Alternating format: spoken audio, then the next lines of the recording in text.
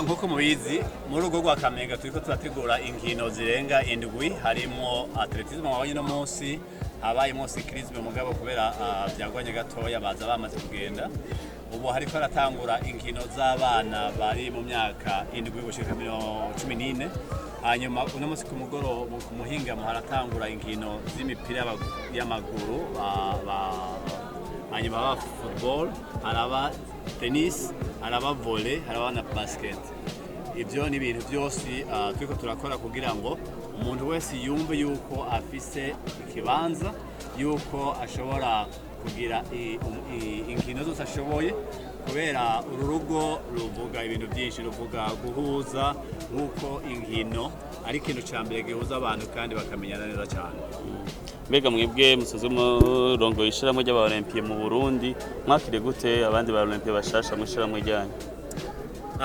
Murazi yuko turi muri ane Olympique bari i Tokyo byatanguye ejo hanyuma harimo abatlete bashasha bashoboye kuronka ubwo buryo kugira ngo bashobore kuja mu nkino zo muri mu Buyapani.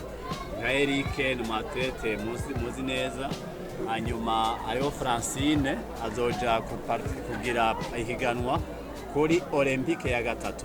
Olympique ya gatatu ejo namene bivugana n'Izigama ambwira ati we n'Izigama arutema hatunga Imana na Francine niyo nsaba nibo bonyene batatu bashoboye kugira ngo amare Olympique atatu. Rero ni ikintu giteye igomwe jewe nk'umuperezida wa Olympique kubona umuryango w'aba Olympique uri uragwira murazi gaha mu Burundi yuko turi 24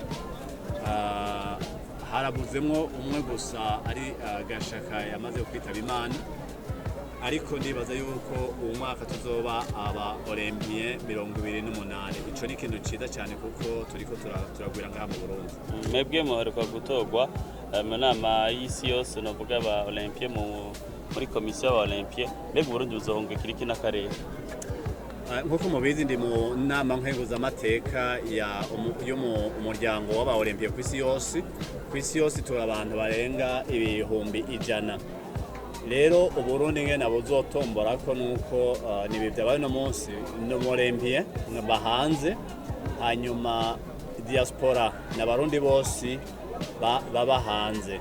Ni jambere haba aba Olympique na diaspora ariko barakorana hamwe kugira ngo bakoreshe sport kugira ngo twebwe aba diaspora tumenyane kugira ngo abantu bo mu gihugu bari ngaha bamenye aba diaspora bari hanze kugira ngo imigambi y'aba diaspora n'imigambi y'abari hanze tuyimenyekanisha.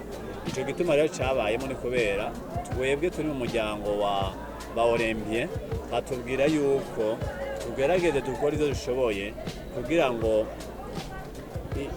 communauté aho tuba twese babone yuko ivyo twakoze ari byiza mu guserukira igihugu cyane kandi naho udatsinda Jeux Olympique mugabo umuntu wese arafise icyo ajejwe cyane cyane gukora ciza mu byo ajejwe byose. Mbega hambavu iyi activité mukoze ya sport biranogwanugwa yuko hari action caritative novuga izoca muri soirée irimo na mode n'ibintu bitandukanye yorganijwe n'aba diaspora mbega intumbero yayo ni ya intumbero nabivuganye no mugwi wa urongowe na President Jafet ari ngaha turi kumwe ngaha hariho ku wa mbere itariki 26 kuva amasaha 11 iyo ku mugoroba gushika saa 4 z'ijoro hazoba ibirori biraba abantu bose bavuye muri diaspora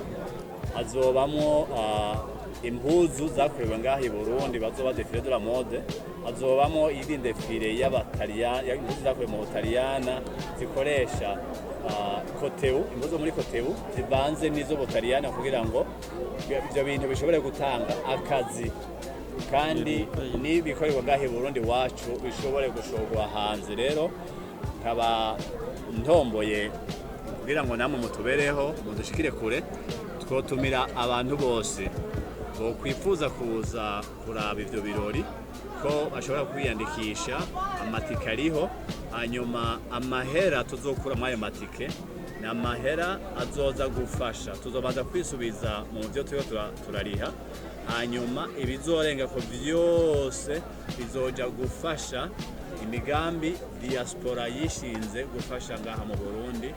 Ngira ngo Japhet mu president wanje aza kwibabwira neza. Shimiye murongo y'ihuriro ry'abadiaspora maze muri ico kiringo imyaka 3 mbere kirangirana n'uno mwaka mukoze igikorwa gihambayeho muhurije abakinonosi b'imiba discipline indwi. Mwe muyumva gute ko na mwarabikoranye na komite irimo na Felix Niyongabo na Patrick Dayisenga n'abandi? Icambere cyo naguma manze shimire abateguye uyu mugwi wateguye iri higanwa kuko ntibyari byoroshe, ni igikorwa gihambaye guhuza abanonotsi abakinyi mu bisata bitandukanye baba ari abo hanze n'abo mu gihugu, no kubakengurukira cyane. Ubu rero mfite umunezero mwinshi yuko igikorwa twari twishinze tukirangije kandi tukaba tubona yuko tukirangije atangorane zibaye. Abo twari twifuje yuko bahiganwa bakaba babirangije umunezero mwinshi. Umunezero mwinshi rero kuri twebwe baje bagendera igihugu cy'u Burundi, ni n'umunezero kuri mwebwe abarundi twasanze twakiranye umunezero mwinshi, ngira ngo uravye no ngaho urabona yuko nabo bwabo banezerewe.